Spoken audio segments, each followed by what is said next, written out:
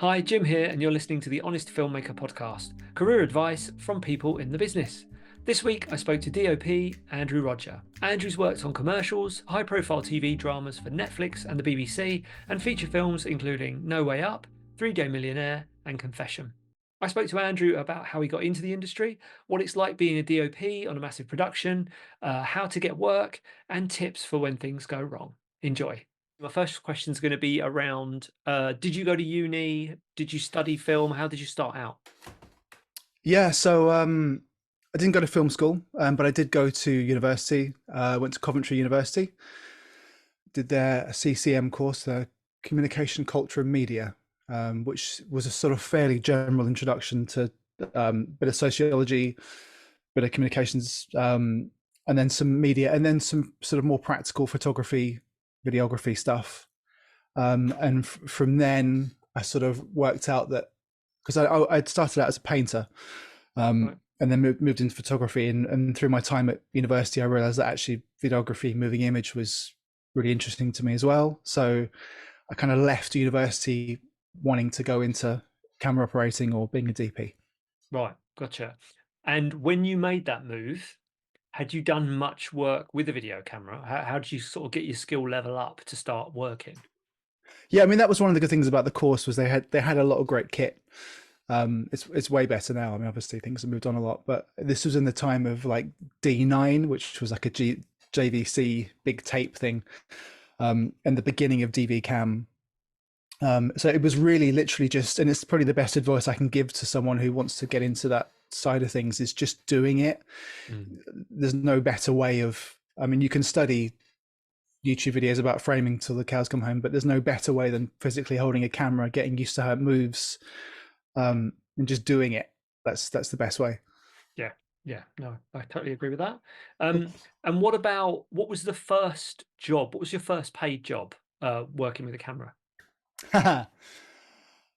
First paid job. I did lots of music videos and stuff as I was leaving uni. That's what. Here's a good answer. There's a place called Frontline AV, it may still be there in Coventry. That was kind of a community arts based thing. Hmm.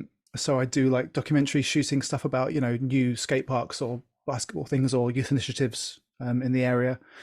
And I got sort of bits and pieces of work operating cameras, yeah, shooting video for them while I was in my last couple of years at university. That was a great introduction. Right. And then, so what was your first job as a DOP? Oh right. I mean, yeah, I guess I was DOPing music videos and stuff at university. Towards the end Yeah. of that, I did one for a band called Seeker Redeem, who were a Coventry-based sort of hardcore band. That was kind of my first proper thing that got any traction. Mm. But from then I went into I was a runner, and then I got to be a camera assistant for a year or two, and then that was outside broadcast, doing Sky Sports football and rugby and stuff like that. As you can tell, I'm a big football fan from my room. Covered in football But stuff. You can't see this. just everywhere. But I enjoyed that, and I learned. It taught me to operate because I eventually got to operate on some of those matches. And I don't know if you know the sports operators, they'll have a big zoom lens and a zoom and a focus, and they're all pulling their own focus and zooming and framing Mm. all in real time. So something that's quite unpredictable. So it was I learned skills on that. I learned sort of pulling focus and things that I might not necessarily have learned if I'd gone a more traditional route. Yeah. Yeah. But to answer your question, my first DP thing, Right. it sort of happened. Like my first TV credit as a DP. Be hard to say. I did a Rock Awards thing in maybe 2010, Mm. 2012. And was that the end game for you? That's where I want to be? I want to be a DP. I think so. I mean, originally, I wanted to operate. Well, originally I wanted to direct actually, but I was always been more interested in the kind of the mood Mm. of a piece more than the story or the acting. And it's obviously interesting and part of it, but I like to help to create the world. So I'll work with production design and to make something that's visually interesting or Mm. tells a story. I met a DP called Peter Edwards when I was sort of running at Pinewood Studios, and didn't really know what the job of a DP was until I spoke to him. And the way he explained it to me, I thought, well, that's actually more what I want to do than direct. I'm interested in this very specific part of it. Mm. Um, so from then on, yes, the end goal. That must have been 2003, 2004. Mm. Yeah. And one of the things I always say to students, and I know this is difficult when you're at uni, but it does help knowing where you want to get to. And it does help you sort of hone your skills and become good at a particular thing rather than just sort of knowing a bit about everything, which is useful. If you could Mm. sort of move and align yourself in a certain direction, you'll become much more of an expert faster. Um, Yeah, it's pretty so fair. Yeah. what so talking about somebody might come out of uni, they might do some micro budget stuff, low budget films. On those sets, it's very much can be very much DOP director, very close relationship. You know, that's how the hierarchy works. What's it like on a bigger production, on a like a TV project or a big feature film? Are you still having that close relationship with the director, or are there more people involved in that chain? Yeah, you have a close relationship with about 50 people, Hmm. ideally. I'm not a big hierarchy person, I have to say. I the people I try and work with and the atmosphere I try to foster is more of a kind of a flat hierarchy thing where everyone has their own thing that they are bringing and working on, and if it's all going well, that they'll give you their best work from pulling focus or loading or whatever it is they're doing. So I tend to work. Hope I'm not answering your question at all, but I guess yes. The director is myself and a director are pulled in more directions on a bigger production. There's more people to talk to. The actors might need more input, certainly from a director. So I'll on a bigger production, I'll work more closely with them in pre-production, so that when we're on set, we might not have so much time to talk to each other, but at least we know what we're doing. Yeah. So we tend to be going along in tandem. Whereas on a smaller production, yes, there's much more hanging out and being together and pushing through what can be quite difficult without a budget. Yeah, amen to that. And what about been there, done that? What about on these bigger productions? What's your solo work that you do on your own with when no one's around, or you've got your script and you're looking at it? What are the sort of first things you do when you're preparing to do a project? Yeah, it depends how early I'm brought on. Usually so when I'm approached for a project, it generally comes through my agent nowadays. They'll say, hey, this is project, we've put you out for this. Mm. And they've come back interested. Do you want to see the script? And if I am, I'll read the script. And I'll generally, the first time I'll read it is just to get a sense of the story and what it's about, and if I'm into it. And then the second time I'll start to see how I would shoot it without any input from anyone else. What immediately springs to mind. Is it moody? What are the colors? All that kind of stuff. And then I'll talk to a director and get their idea about how they see it. And from then I'll do a mood board, which is as much for me as it is for a director. And it's like, hey, this is kind of where I'm going. And even if it's completely the other way from what they're thinking, it starts a conversation. They can be like, yeah, not that, like this. And then you can, some directors, you have to show them something for them to react yes or no to it. Yeah. It's like a jumping off point, I find. But yeah, then beyond that, I'm, meeting crew. If I can't get my regulars, it's, there's always new people. Try and, looking at lenses, looking at all the sort of boring technical aspects that will come together to make something sort of cogent.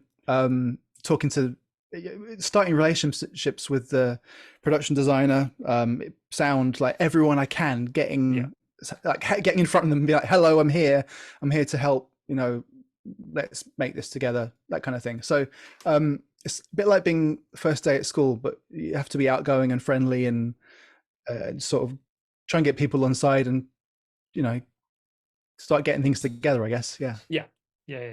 And you talked about assembling your team. So say I'm leaving uni and I want to get work either as a trainee or I want to do some camera operating on a feature film. What do I do? How do I get on your crew? Yeah. I mean, a lot of people reach out, get a lot of emails. And I usually try and reply if I can.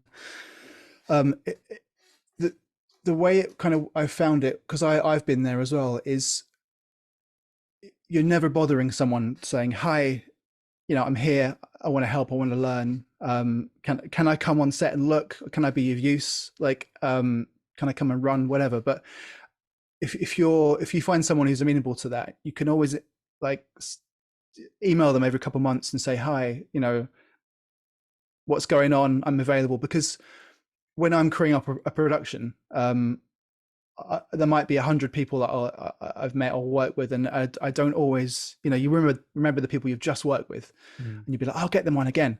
But if someone emails me and says, hey, I want to be a trainee, or I want to step up to load, or I'm starting to focus pull, there might be something that's just come in that week, a little commercial or something where I'm like, brilliant, you're just the person I need, come along, it's going to be a good atmosphere to learn.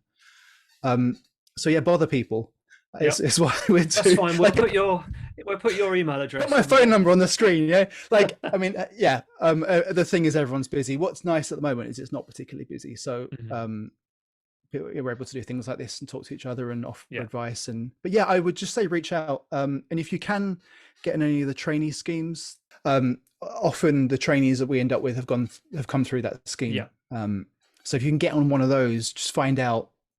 But also like, alongside that, if you're able to, if you have the time when you're not working to pay your rent, if you can shoot stuff or take photos or do something to give yourself some experience as well, that always comes in handy on set. I know I wouldn't have got into the industry if I didn't have any idea of framing or what a camera was, or a lot of that I learned. But also there's so many resources nowadays, your podcast, YouTube, where you can learn a bit and come on being useful straight away, I guess. Yeah. And what I've learned is if you can be useful in a production, you'll get asked back, and you'll get asked back, and you'll get asked back. Yeah, definitely.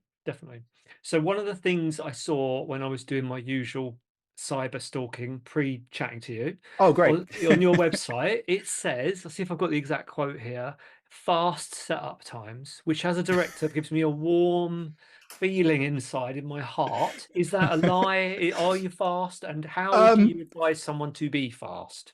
It's all marketing, I like to think I'm fast. I'm told I'm fast. I think that's come through, and it's weird actually. One of the things you hear talking to agents and producers is they often get scared of DPs who have done a lot of film work when they're booking for TV. And I actually don't think that's fair. I think if you're shooting a feature film without any budget, there's no time to do anything. You're there, the actors are limited for time, the locations are limited for time, you have to be fast. So yeah, I think because of my background in that kind of stuff, and also live TV, you have to get it. There's no more time to have an extra half hour of lighting. So the way I've learned to light is fast, and is adaptable, and is simple. I think, and it means we can get more done. The thing for me is not to be an obstacle. Is to be the opposite. Is to try and help. So if I can get the actors and the director ready to go on set and everything's lit and I know what the next shot is, they get more time, they get better performances, everyone's happier, they have a better day. So that's integral for how I work. And are you the other thing you get a lot of is light tweakers, is what I would call them. Somebody who's got a pair of gloves on, they've got the belt, and you do a take and you're happy with the take. The take's really good, the lighting looks amazing, and then you go cut, and then someone walks in with a pair of gloves and moves like the barn doors of a light like half an inch. It doesn't make a blind bit of difference, but I think that comes out of the fear that you should be doing something when really you should just sort of, it's working, leave it alone. Yeah, being impatient.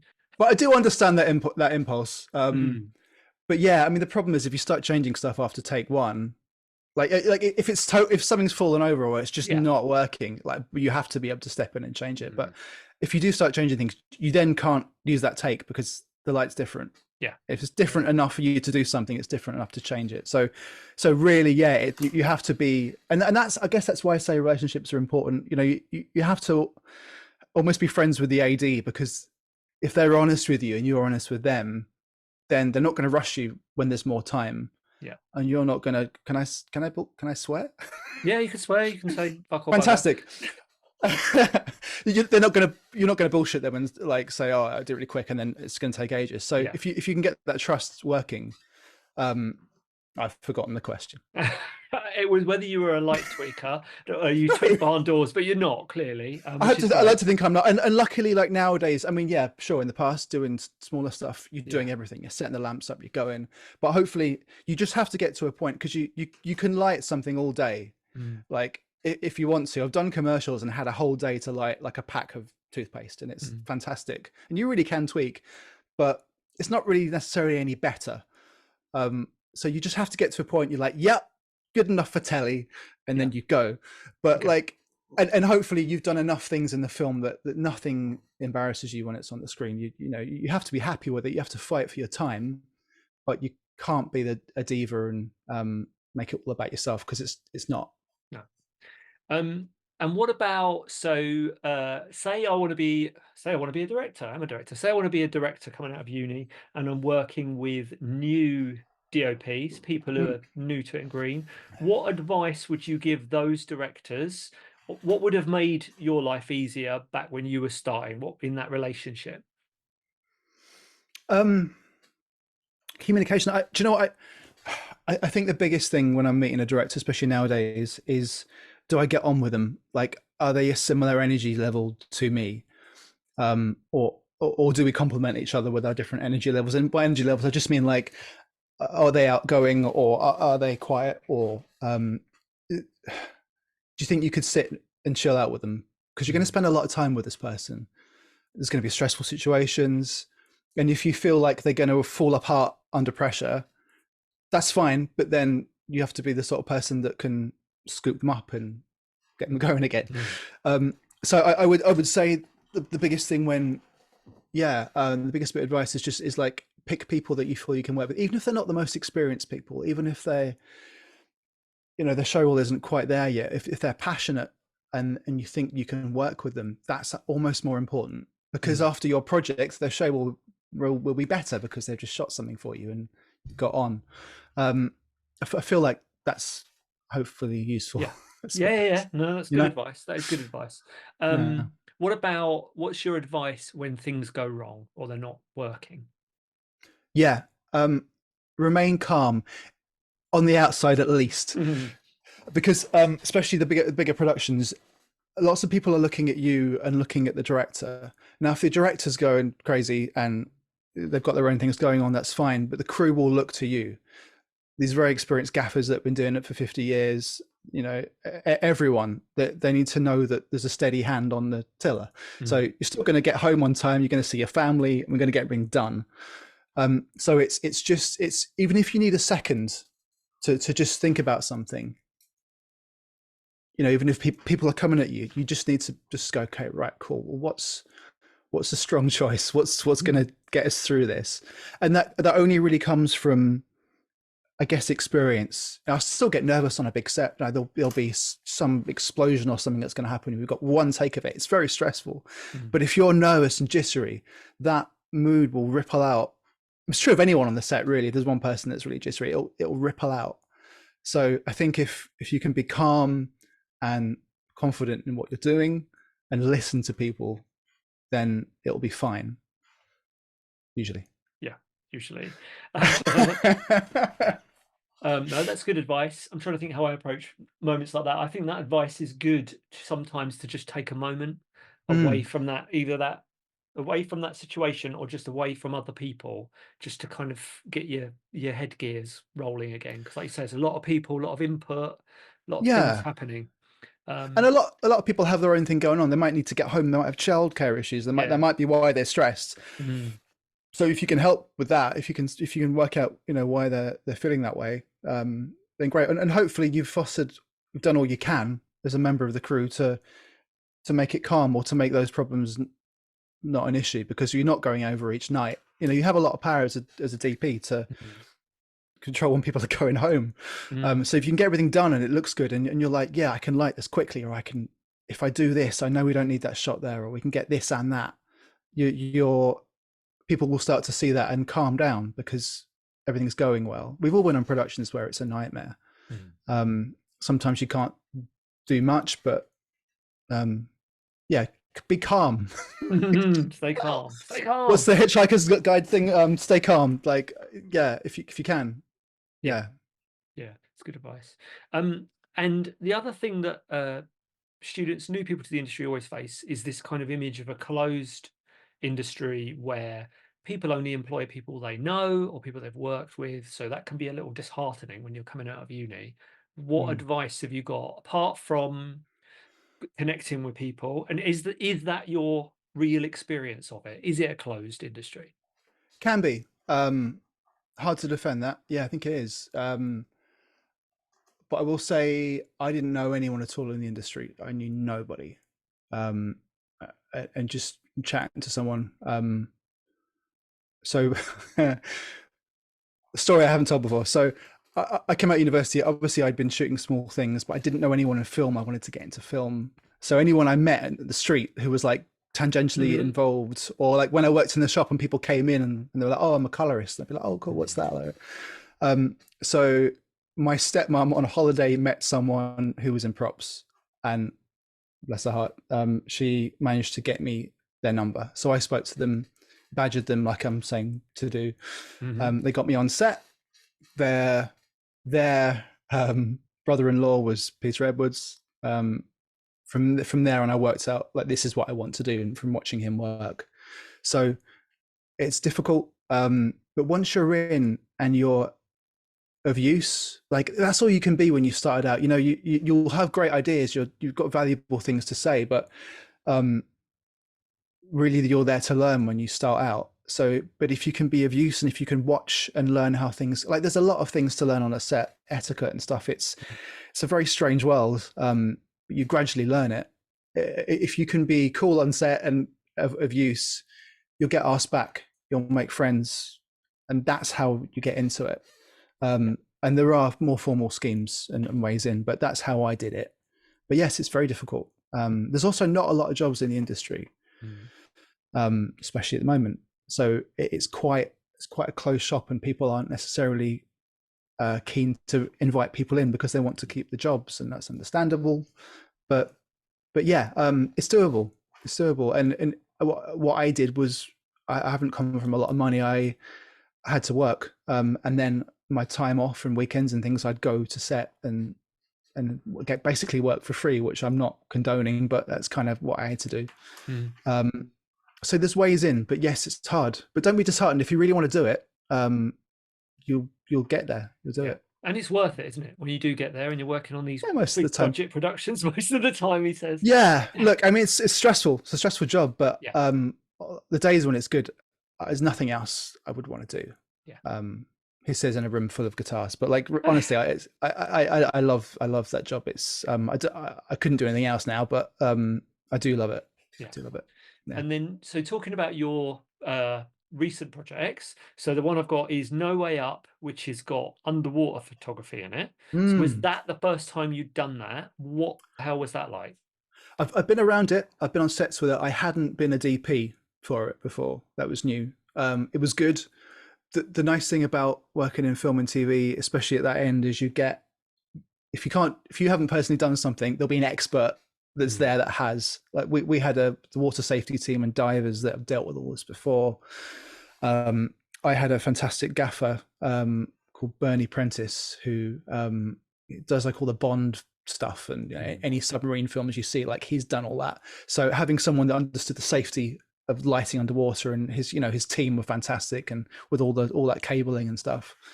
So it was good, but I loved it. There's shots of me. There's a BSC article out. I'll send you the link. But it's got shots of me with like a regulator and a big camera in a big bubble, just having a great time in this plane that was sinking. It was great. That's one of the nice things about the job is you end up on set more than most people. You end up on sets more than you do with director would. Like I might do 2 or 3 films a year. A director's going to do one really. And a lot of the time is in pre-production, whereas I'll have a shorter pre-production and then a load of time on set. So yeah, I loved it. I would love to do more of it. I like variety in what I do, and that was certainly different. Yeah. Yeah, I bet it was. Um, and you mentioned your agent. So at what point did you get your agent? And I was going to ask you what percentage of work comes via your agent, but it sounds like quite a lot now. Um. Hmm. So that might be true people at some. So I don't feel like I'm like at a huge high level yet. Mm, I'm earning a living and it's great. I'm doing interesting projects. Hopefully, things like No Way Up will get me into bigger things. mm, So most of the work comes through people I've met and directors I've worked with before. No Way Up did come through my agent, but yes, most of the work I get. right. But there are bits and pieces like that I just wouldn't get in the room for. You know, producers will go, or land producers will go to an agent and say, "Who are your DPs?" Mm, And they'll send out who they think will good for the job. Um, so it's useful having an agent for those gigs. Um, but yeah, I still get most of my own work. Yeah, yeah. Okay, that's interesting. yeah.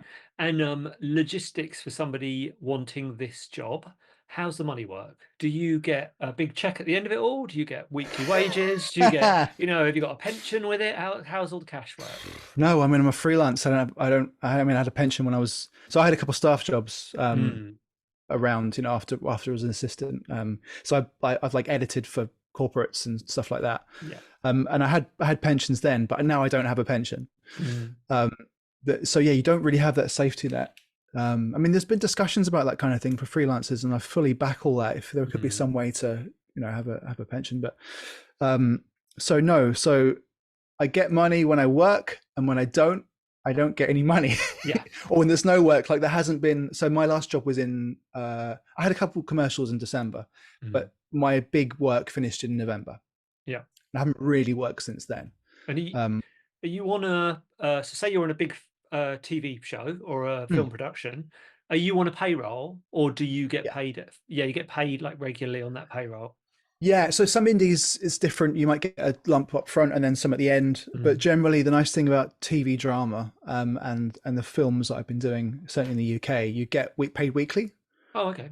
which is great. Yeah. So it's the Friday, there's your payroll bump, and, Yeah. and for me, it goes to my agent.